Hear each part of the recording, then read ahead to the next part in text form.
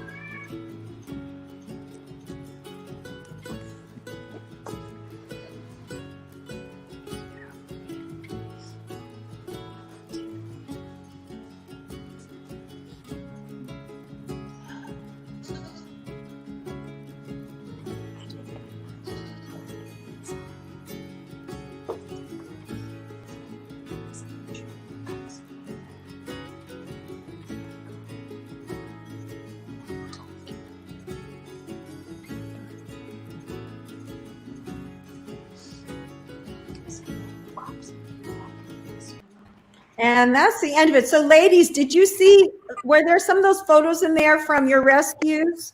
Your rescue effort? Yes? Okay. I'm going to go around and ask you each to talk a little bit about your experience throughout this. And you could talk a little bit about your organization too as well. We'll start with Isabelle and go around in a circle this way. So Isabelle, go ahead and start.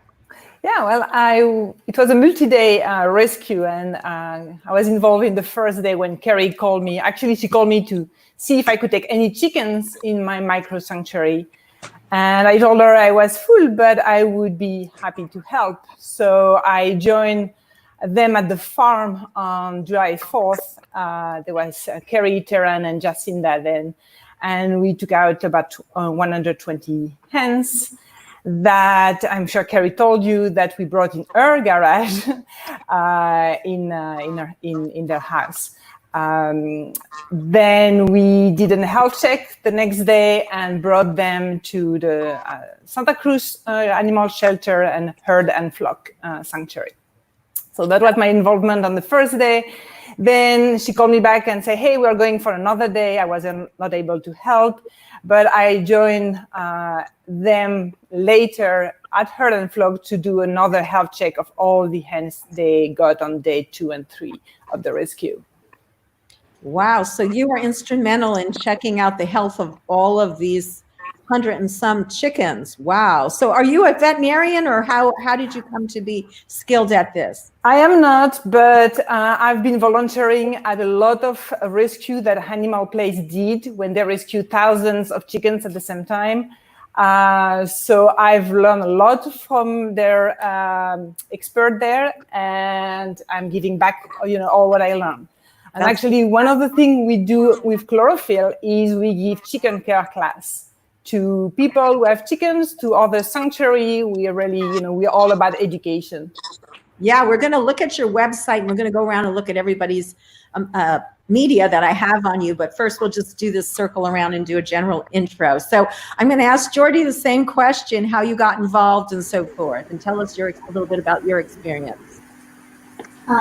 So we have a chat for a bunch of sanctuaries, and one of the sanctuaries who's asking not to be named is in that chat, and she asked if anyone would be able to do some transport.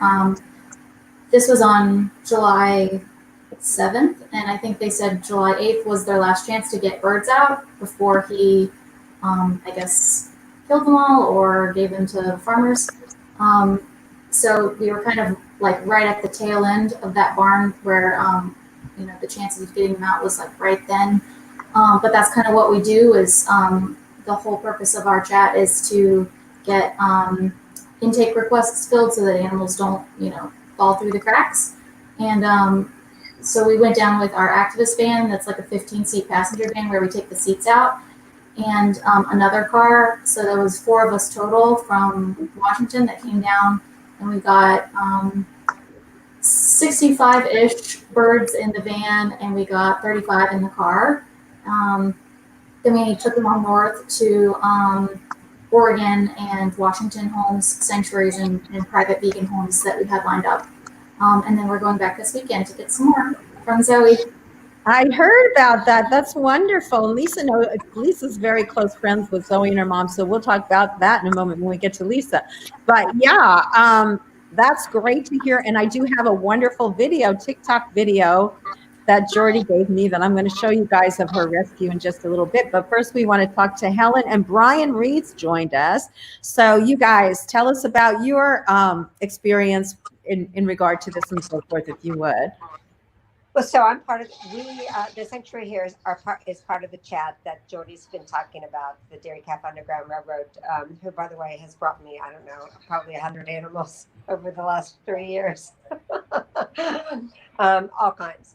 But so she in the chat, she mentioned that they needed homes, and she knows I can't say no. So lo and behold, we signed up for 20. Just to find homes for them. We're kind of a pass-through. That's what we do here. We kind of take care of the animals that are really sick. We're able to do that here and get them through that. And then these guys had homes, so they left this weekend. Jordie came and picked them back up and took them to their permanent homes.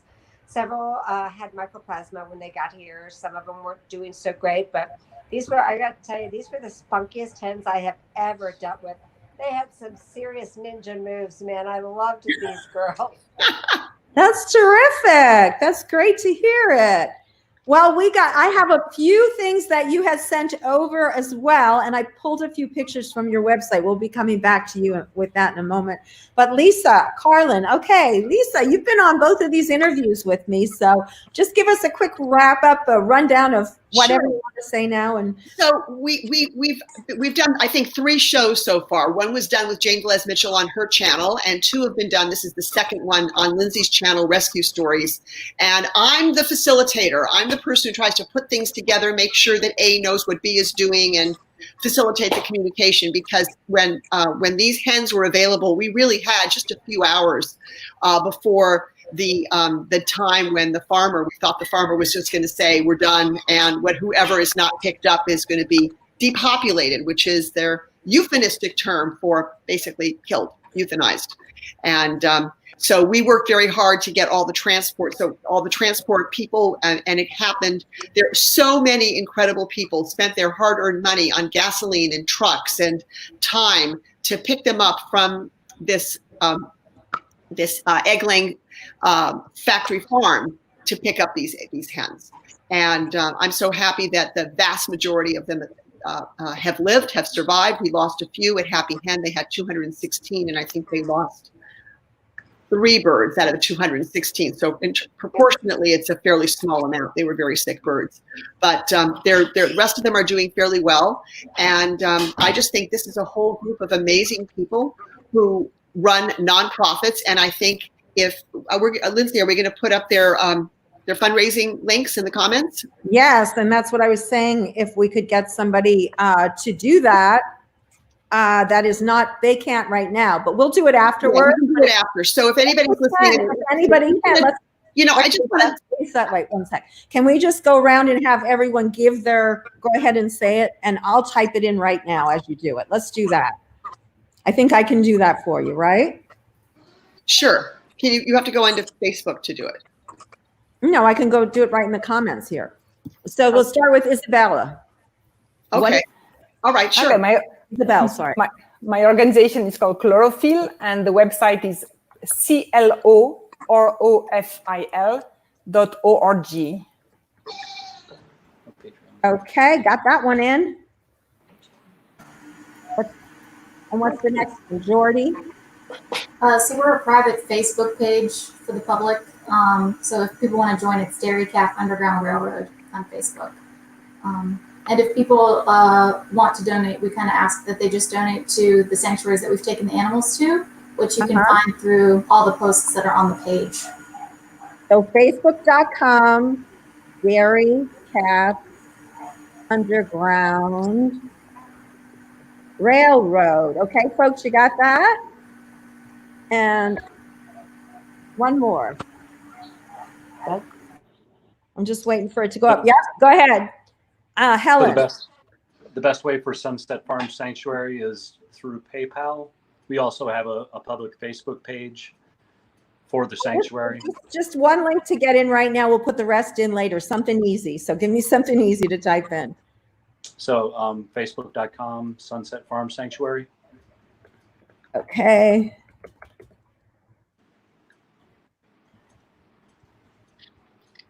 Farms Sanctuary. Okay, cool. Got it. So everybody's got a link in there now. Great. Yeah. So, okay. So let's go ahead and look at some of the footage I have. So what I have here is for Clorofil. I know that you have a very exciting thing coming up. I'll just show your Facebook page. Did you already launch the game that you're starting? Yes, I just did that today. Tell us a little bit about the game, and I'll show some of these slides. Okay, can you hear me fine? Yeah, I can hear you. Okay, so we are about education, and today we launched a game, a fun and educational game. Basically, you get to rescue animals by answering questions about them. Yes, that's the game.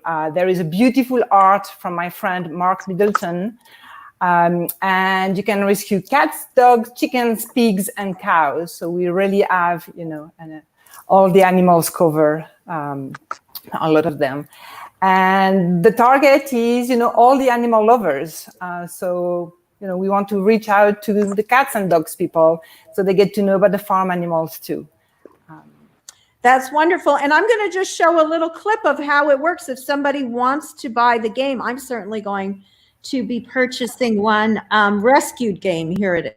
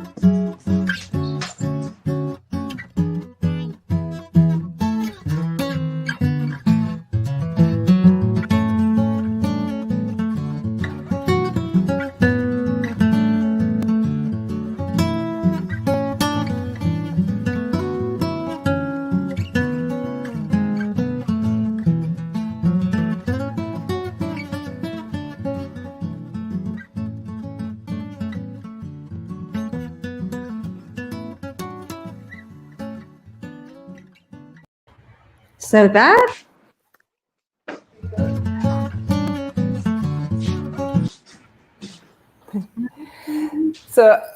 So all the profits from these games go to the rescue organization selling them. This is so if you buy it on the website, it goes to Clorofil, but there is a lot of partner sanctuaries that already have bought the game and that are going to sell it. And any 501c3 rescuing animals, call me. I'm happy to give you the details how you can sell it too. Wow. And so tell us a little bit about how the game works and what kind of educational information is on there.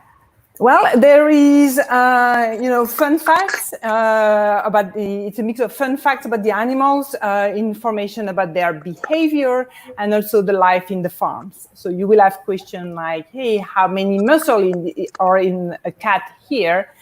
But also, what is a gestation crate for a pig? So it's really a mix of things.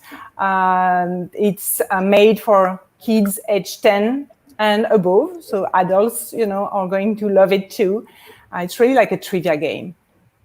So the card on one side, it says, shows a picture, and then there's a question on the other side to ask the person and with the answer, so that, is that how?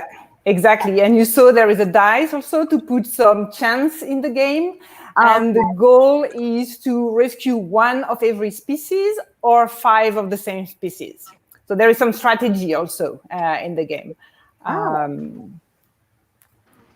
Yeah, it sounds fascinating. I'm definitely going to pick up a copy for myself. So we just launched it this morning. So it's really out of the press. That's great. And you have some other programs going on as well. Let's just go through a couple more of your slides here. This, of course, if people want to come and see, I don't know if it's hidden, but the website is under there, clorofil.org.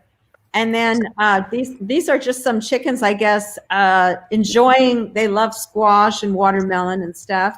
Exactly. So what we do is education. So we offer a chicken care class, but we also do a lot of humane education where we go to schools, summer camp, community centers, and talk about the life of farmed animals, as well as the impact of animal agriculture on our planet.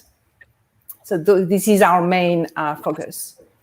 Great. I have a couple more slides here. Those are our residents. So we have 8 chickens, 2 turkeys, and 1 dog. And you can see actually, you had Sky on Oh, I'm sorry. Did I go off the? No, this is fine. I wanted to show Sky. Sky is also part of our sanctuary. She's a dog that comes from a dog meat farm in South Korea. So she's also a great ambassadress to help people connect, what we think as companion animals and the farm animal. So she's helping people to connect the both.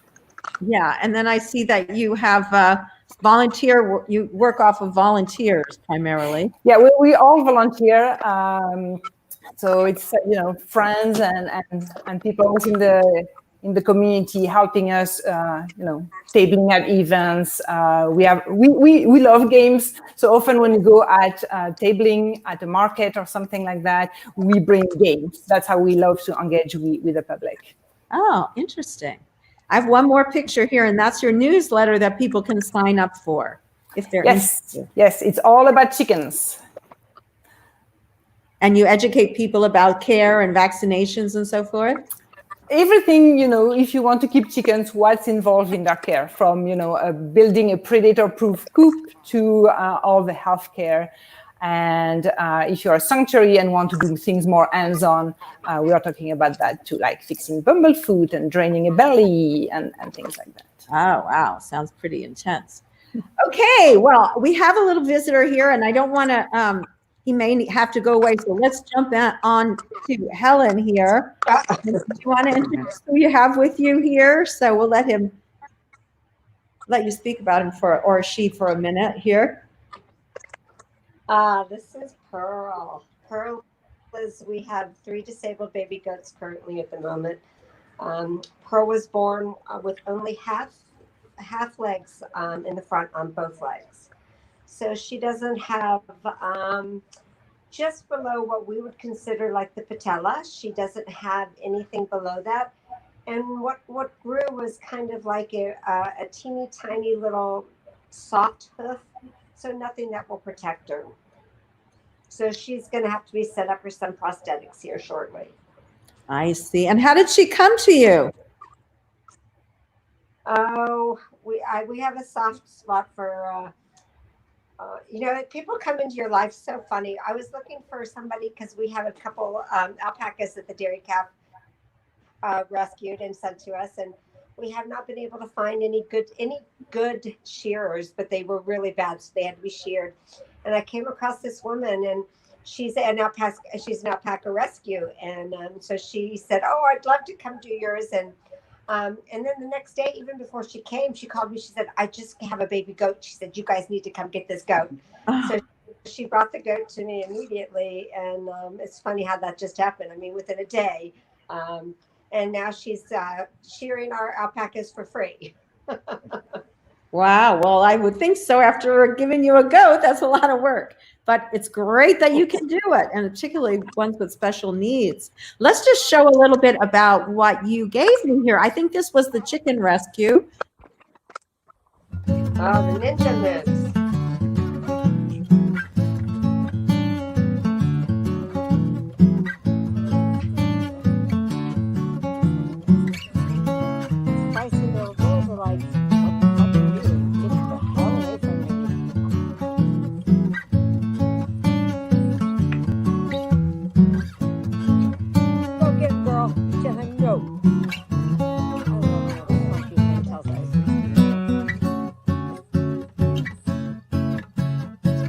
So tell us what was going on there.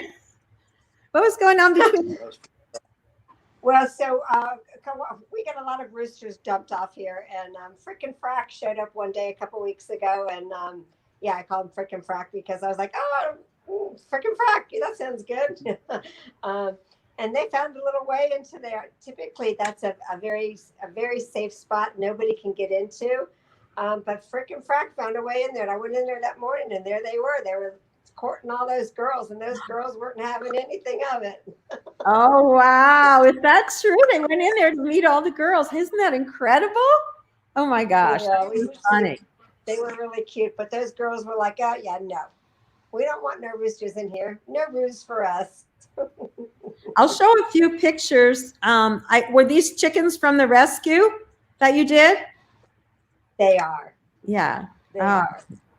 We were saying how Yeah. they look so, a lot of them, like this one, unhealthy.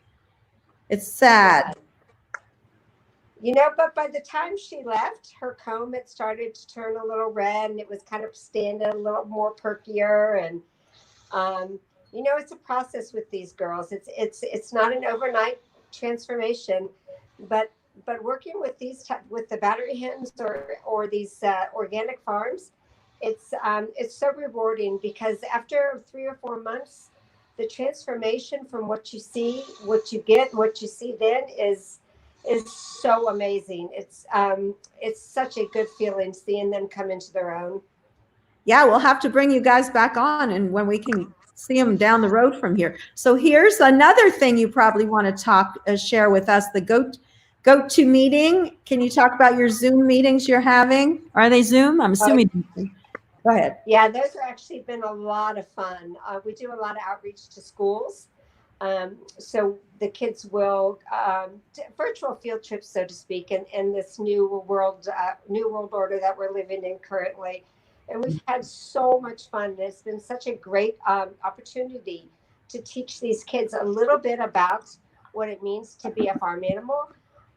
Depending on the age group, I always talk to the teachers up front. I said, how far do you want me to go as far as, you know, the rescue? Do we want to talk about veganism? Do we want to talk about it? With the little kids, we don't necessarily do that, but it's interesting. It's one of the things I take some flack for is I have a couple of animals that we have unusual names for, and they were actually named specifically for this reason.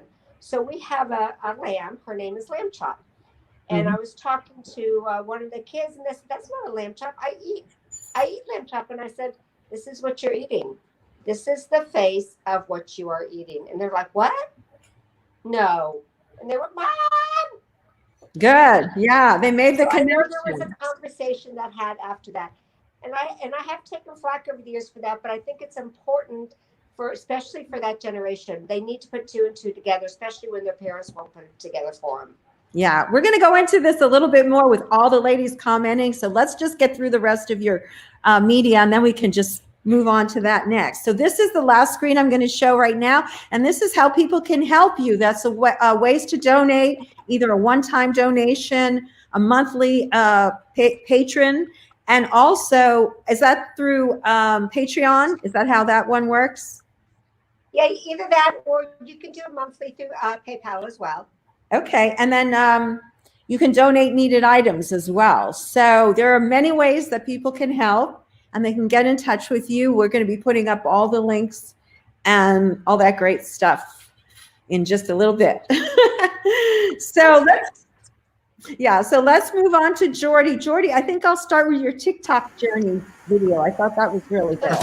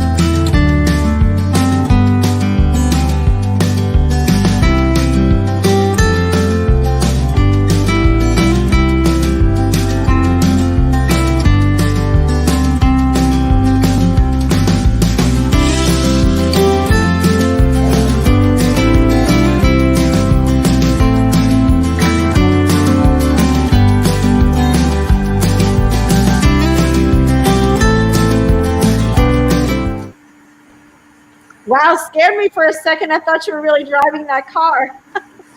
With my foot. Yeah. So tell us how you got into all of this and how this all came about and how it's growing. Yeah, so I'm just a graphic designer from I kind of want to tell people this because it's really cool, but like I'm from Virginia and I actually worked with Helen Demes for the government. Like I met her there. Wow. And then when we started rescuing calves, Elk Sanctuary started getting calves for free from the dairy industry. The males that go to slaughter, usually 2 to 5 days old, and they only make $5 off of selling them. So you can just be like, I'm interested in farming a cow, and they'll be like, here you go. So we were like basically funneling them out of the dairy industry to sanctuaries. Yeah. And I got into it because they just reached out to me and were like, this is so sad, we could only take 2. And I was like, no, go back and get more, and I'll like figure it out, you know. So then I started to find a whole bunch of sanctuaries, and yeah, then we just got all the sanctuaries talking, and that became the network of the Dairy Calf Underground Railroad, where we do, you know, like the intake requests, animal care questions, so that the sanctuaries can all chat with each other.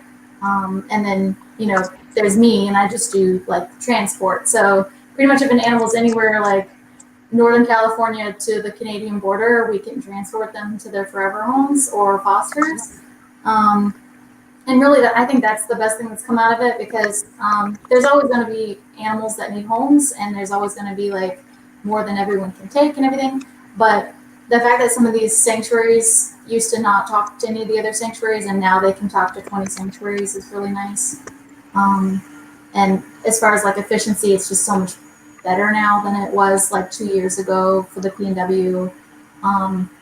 And people like Dee Helen, who like fosters and stuff, is just like completely important, because something will come up so fast, and she'll just take them like right off the bat and make sure that they survive, and then we can take them from there onto their forever home. So we work really closely with Sunset Farms in Oregon. So they're kind of like our hub most of the time. Oh, that's great to know. Lisa, I know that you're involved in a lot of rescues, and you are sort of do what Jordie does in facilitating, right? Yes, I do. Yeah. So you want to talk a little bit about that? Go ahead. Yeah, so I get tagged, and I've done a lot of rescues that have had to do with a couple of rescues that some of you may have seen online, where a baby meat cow has been born and is in a slaughterhouse. And the slaughterhouse owner reaches out to us because he doesn't want to kill the mother and the baby. And in fact, initially he wanted to just keep the mother alive for a few days so the baby can nurse. And then we get in there and put pressure on him. And he ends up giving us the mother and the baby. And we've rescued a couple of those. And the most recent one that we did, we all saw the day after Joaquin Phoenix won the Best Actor Award for the Joker, and he gave that incredible speech. The next day, a baby calf was born at this slaughterhouse. We got called, and we got the filmmaker Sean Monson involved, and it was really wonderful. We were able to film the rescue of that mama and that baby calf, who then went off to live their lives in peace at Farm Sanctuary at the Acton location. So it's really exciting to be involved in, and that's certainly a high-profile one. But we get called about other farm animals that need rescue. We get called by somebody at an animal shelter that says, you know, we have a really sweet baby pig here. It's very good with people. What can you do about it? And then we look into the situation, and we mobilize our resources and try to find some place that can take it in the Southern California area. It's very rewarding work. Great. Thank you, Lisa. So let's just go around now. It's sort of like an open roundtable discussion here. Does anyone want to get started? Is there anything that you would like people to know specifically about how they can help, or how, maybe a good question is, how do you think we can get more sanctuaries to get involved in this network and build? It seems like what's happening are these networks are popping up. And how could we get that to grow even more and expand? Anybody want to like jump in on that? Okay, go ahead, Jordie, please. So actually, there's a woman in the Sacramento area called Melissa Nygaard, and she saw one of our rescues on Instagram from where one of our activists from the Seattle area had gone on a rescue with us, and she posted it to her Insta. And then she was like, I want to do this. Like just regular people are doing this. Like, you don't have to be able to afford a sanctuary. You just have to love animals and devote your time to doing it. So she actually started up a chapter of the Dairy Calf Underground Road in Northern California. And then they went and got like a horse trailer, and they're like almost more active than we are in the Pacific Northwest now, down there in California. So I say if people want to do this, they can just reach out to their sanctuaries in their area and say like, I'm available for transport. Put me in the chats, and I will help in any way. Like it could just be like your only skill is that you can drive a car without wrecking.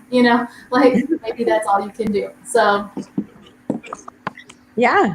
I was going to say, Melissa Nygaard was provided transportation when we rescued 2 pigs that were from young boys that were raising them for 4-H Club and Future Farmers of America. And we found out about them. We needed transport from the Motherlode Farms in Northern California. And Melissa was able to step up, and she was an integral part of that. So we couldn't have done it without her help. Yeah, and Melissa's actually taken some calves from Sunset down to Herd and Flock, who were on the show last week. So she's all over the place, and she started because she saw our Insta. So like anybody can be doing this sort of stuff. So if you're watching it now and you're like, this is cool, like do it. Anyone can do it. That's fantastic. Isabelle, what would you like to say about all this? Well, I think if you have a little backyard, you don't need like acres to keep, a couple chickens. Start a micro sanctuary. This is what I've done in my backyard, and you can have 2, 3, 4 chickens, and you're helping those 4 lives. Yeah, that's definitely true. We talked about that the other day, how people can. Some people can start to adopt the chickens now, and that there's going to be a huge need. This is going to happen more and more with as these dairy farms continue to implode. There's opportunities for people to adopt as well as get involved in all these different roles. So, Helen, what is your most difficult part? What's the most difficult part of your day doing all this work that you do? We're getting a little static. I think I'm going to take myself off. So just answer that if you would. Or wait, let me try. Yeah, everyone's muted except me. Part of the day. We threw it every single day. Our typical morning starts at 4 a.m. and then there are some nights, like when Jordie's delivering, that we'll try and get a little sleep because Jordie's like on the opposite schedule of us, and so she delivers like at 2 or 3 or 4 o'clock in the morning. So like, I got to get some sleep before you get here. So the difficult part is the most difficult part is when we deal with the high risk babies, or the ones that have significant issues, like one of the calves that Jordie was talking about. Jordie is a freak, and so we did this whole group of calves, and they were Han Solo, Princess Leia, Luke Skywalker, Lando Calrissian.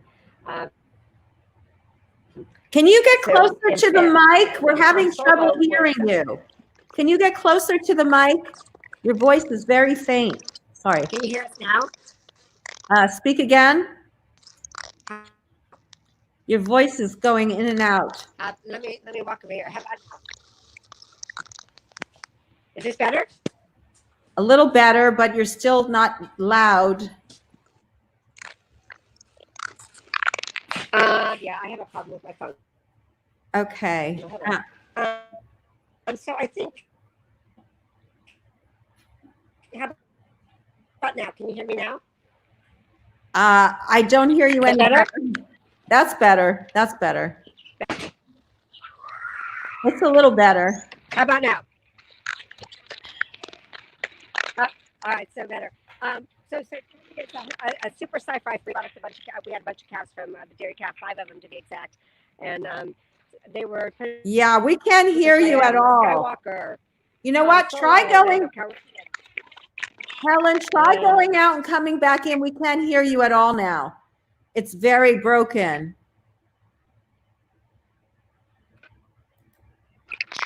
You were muted, Lisa.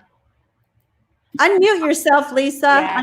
Okay, so I was going to say, turn off any other internet devices so it doesn't suck up all the signal.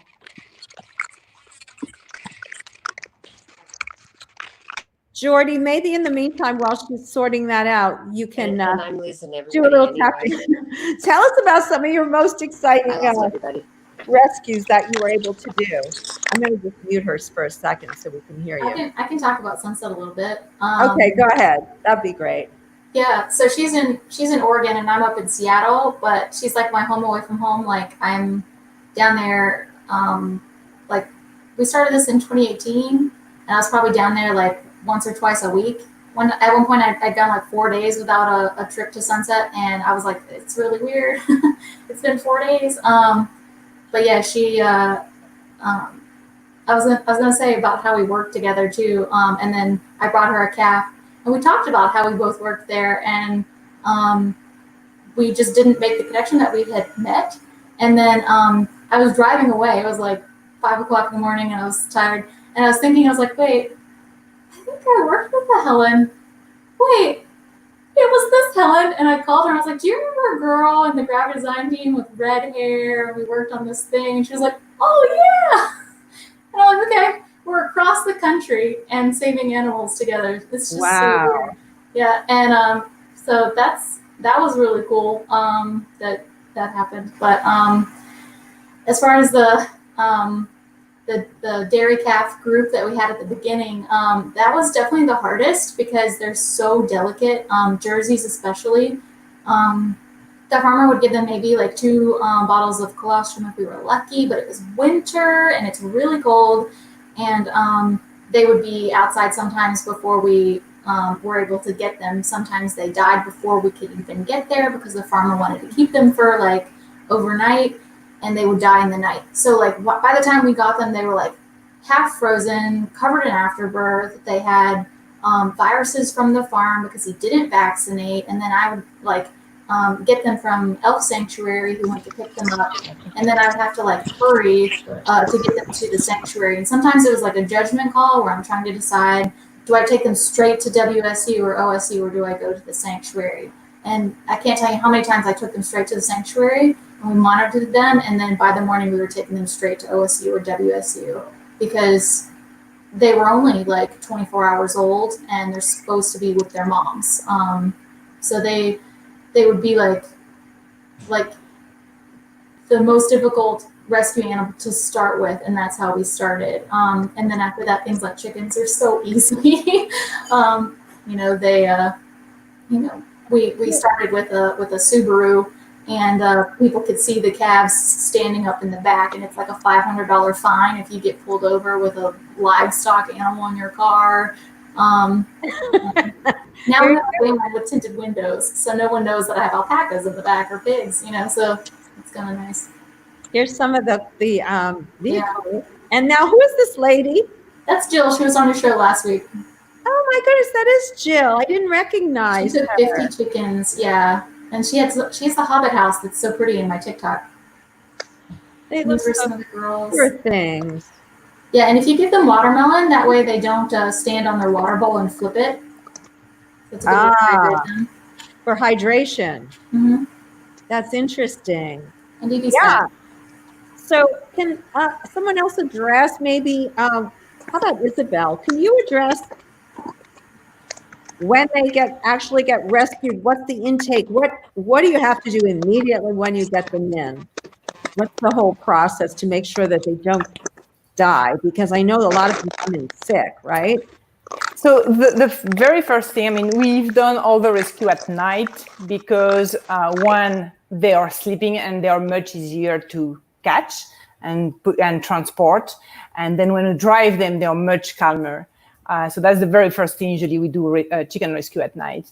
And then, you let them at night, they sleep, so they are not going to eat or drink. But in the morning, you want to offer them, of course, food and water. So that's a very basic thing. But then what we do is we go through all the birds we rescue and look at them. And we are actually going to pick them one by one and do a health check, really from beak to vent, and check, does she has any injury? Does she has parasite? We actually, by default, delouse and deworm all the chickens we rescue. And then we really check everything, do they have any injury? Do they have, maybe a belly that is starting to build up some fluid? And and we take notes of that. We band them. We put a little leg band to mark the one that we want to treat afterward. And then also we do a fecal test actually before giving any medication because we want to make sure they don't have any worms, internal parasites. And then, so this is the very first thing we did to all the chickens we had at Herd and Flock. Every sanctuary, have their own intake protocol, but I would guess it's very similar to what I described. And then, the hard work is really that when all the sanctuary get them is now to work with them. They will have to redo the deworming like 2 weeks later, and they are actually the one that have to fix and treat those birds, for any issue they have.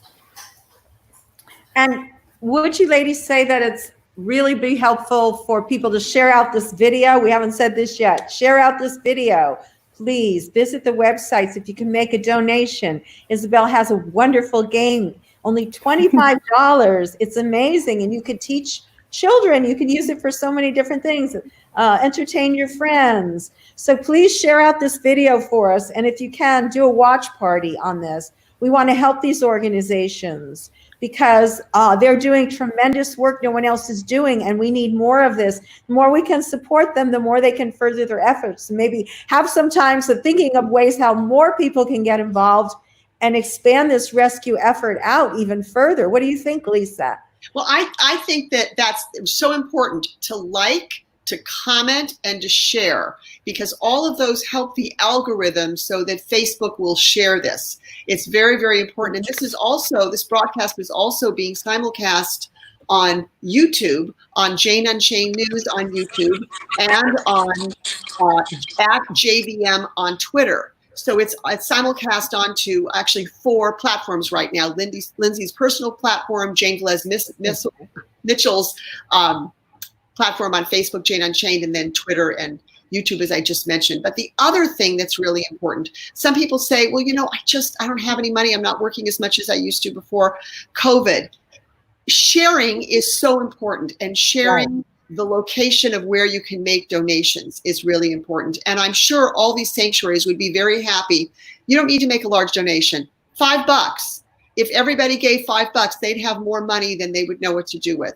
So even a small donation on a regular basis, pick a sanctuary you like and say, I like Clorofil, I like Sunset Farms, I like, Dairy Calf Underground Railroad, or give a little bit to each one would be incredible. If you could give $15, $5 to each of the 3 representatives here, would be fantastic. So I just want to say a little bit goes a long way. Yeah, and we would like to. We will have you ladies back on, and gentlemen. We had a gentleman again, and we'll check in with you later down the road. We can always do another broadcast, which could help. Well, I think it'd be great to do an update and see how everybody looks. Yeah, and find out how many did you get, how many survived, and what do they look like. So if you can document some way, because I'm sure you've named them, and Isabelle said that she put name bands or identification bands, because they're all individuals, and it would be great to be able to follow the progress of a few of these chickens and look at what the amazing accomplishments that each of these sanctuaries has been able to do with a little bit of care. Because sometimes I know at Happy Hen, I've seen birds that absolutely look like they were death warmed over. And in 2 months, they look phenomenal. Yeah, Helen's shaking her head. Helen, what would you like to add? Oh, no, it's so true. To see there's nothing more rewarding than to see these hens after 2 or 3 months of a little bit of love and care and freedom. It's amazing. So you come from the background, a little bit different background, I understand. We didn't get to talk about that. Let's just talk about that briefly. What were you doing before? Do you mind mentioning that? No, I worked I was active duty military for a while, and then I worked for the intelligence community for the rest of my career. So it was an interesting, it was a really very interesting experience, but I was able to kind of tie the two together. I worked a lot with IFAW. And over the years, I'd given to them a lot of money, because when I was in a sanctuary, I actually was making really good money, and I could afford to give to the sanctuaries, and so I did. And to the organizations, they contacted me because they knew what I did, and they were looking for satellite data from U.S. AFRICOM. That's pretty difficult to get because the U.S. government, and all its wonder, thinks everything should be classified. But I was able to tie the two together: national security and how the poachers and the terrorist cells were actually using the same roads that the elephants were making. So it was a great win-win. We were able to get some of the declassified data that they needed to make that connection. So it was a good win for everybody all around, and it showed. I think it helped show some people the importance of. For all of us who love animals, that's important to us, and that's enough. But for people who live in a different world, they don't understand the significance. But if you can tie national security to it becomes a little bit more important to them. Right. Right. So it's got to affect them personally. But if you can legitimately do that, who cares? As long as you get the result you want, right? But that's intriguing. You'll have to come on another time and tell your whole story working with that in that area with the government and so forth. That's an intriguing story. I mean, all of you ladies that I'm meeting have wonderful stories. I'd love to have you on individually down the road so we could really get to know your organizations better. And that's funny because I spent a lot of time in Belgium. Okay. Okay. So we have exactly 8 minutes left. I want to give you each about 3 minutes to talk about whatever you like. We'll start with Isabelle. What would you like to take away? What would you like people to take away from this visit with you here today?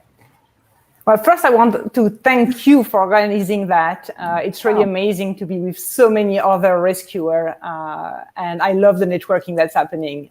We should just do more of that. It's great. I think if you're interested in having, bringing humane education in your community, in your school, in your summer camp, now that COVID forced me to go online, I'm doing a lot of events online. I'm doing tour of my little micro sanctuary where people kids get to meet the chickens and the turkeys and get to hear their story. And I found that it really helps the connection. So if you're interested, please contact me. Same thing, I'm offering chicken care classes. The next one is in August 15. If you want to join, it's all donation based, so you're welcome to join. It's all on my website, clorofil.org. And then super excited about the game. Check it out. It's really fun. I mean, it's not just for kids. It's really, if you like trivia, we are having a lot of fun with my adult friends here. So enjoy. Yeah. That sounds great. And I know my husband's going to like it because he loves game shows. He's on with Alex Trebek every single night, screaming out the answer. So yeah, get him to get him to learn some education about animal rights. That'd be great. I'd love that. Okay, Jordie, you're next. Go ahead. Whatever you'd like us to know or take away you'd like to leave with us. I think I'd just say what I wish somebody had told me a long time ago. Just take whatever it is that you care about, hopefully it's animals because they really need you. And then actually reach out and try to do something about it because, I'm a graphic designer. Like I said, I don't have anywhere near the vet experience and stuff that Dee Dee does, but I have learned so much over the last 2 years, just being near her, watching her do things I've started doing subcutaneous fluids and shots and, I can tell when a goat is pregnant and I can identify the scaly leg mites on chickens and stuff. And so you don't have to know already how to do all this stuff to get involved. And I would say you can reach out to me on Facebook. My name on Facebook is Jordan Mead. because farmers try to like track you down and like tell your boss what you do and stuff. So if you join the Dairy Calf Underground Railroad on Facebook, I can get you involved as far as transporting in the Pacific Northwest, or if you want to intake animals and you're a vegan, welcome, and anything like that. And then if you are like somewhere completely different around the world or whatever, you're welcome to ask me any questions about how we do it and how we get away with what we do and all that fun stuff. So, and again, I just want to say, as far as donations, donate to Sunset, not Dairy Calf Underground Railroad. Oh, that's very nice. So did everyone hear that? Donate to Sunset Farms if you were going to donate to Dairy Calf Underground. So that's very generous. Who do we have left? Oh, we have Helen. Go ahead, Helen. We do. And Jordie's being quite, she's not telling you the whole story there, but we had a poisoning going on here, and she drove all night to get here, and we had IVs hooked up to at least 9 different animals all around. We were doing farmyard sub-Q every 3 hours and making them throw up, and we saved them all. So she's not being the hero that she was. She was being incredibly hero. So Jordie is my hero. So, but I guess the biggest thing I would say is, so saving animals is never black and white, and so many of us see it as a black and white issue. There's so many shades of gray, and there are so many people that do it differently than we do, but that doesn't mean that they don't care about the animals the way we do. We all have a different way of doing it, and we all have a different perspective on doing it. I'd love it if we were all more open to how everybody else does it, because some of us see the forest and some of us see the individual trees, but both are needed to save the forest. And by the forest, I'm talking about some of us see all of the animals, but some of us see the individual animals. So we can save them all, but we can't do it alone. We need everybody to help us with that. And how that starts is with one save. And your first save, trust me, it won't ever be your last save. Yeah, it's exhilarating feeling, right? It is. Thank you so much. Lisa, really quick, we have only a couple minutes left. So anything you want to add, please? You know, doing something wonderful like this starts with just people say, I'm so overwhelmed, I can't even think about what I could do. Just pick one thing. Find one thing in your life that you'd like to do and just do it. And I can tell you, it makes your life so much more rewarding. And we waste so much time during the course of the day. All of us have skills that we can donate, anything from graphic arts to social media. Even sharing and commenting somebody else's work on social media is really wonderful. So just pick something that you can do, and then maybe you can adopt a chicken. Maybe you can volunteer at a local sanctuary. There's all kinds of things to do. And I'm sure if you contact any of these sanctuaries and say, you know, I only have a little bit of time, what can I do? They'll come up with something for you. Absolutely. That's awesome. That's really cute. Carrie Shaw's watching and she said, hello, crew. Woo, woo. Very nice. Love it. Yeah. So everything you ladies said, so true. There's so many ways to get involved. And it sounds like to me from what the experience I've heard, what I've heard is that it's so rewarding and you wouldn't be doing anything else. You left great jobs, some of you, to do this. So that's just proof in there itself that this is just a very, very rewarding thing to do and very needed. So folks, we're just about wrapping up now on Rescue Stories for our Tuesday night 5 o'clock show. I will be back next week with more wonderful guests.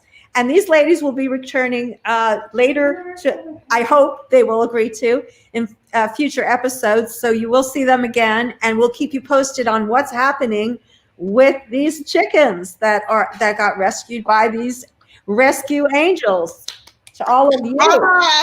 All right, so we are signing off. Thank you so much for watching. Bye-bye.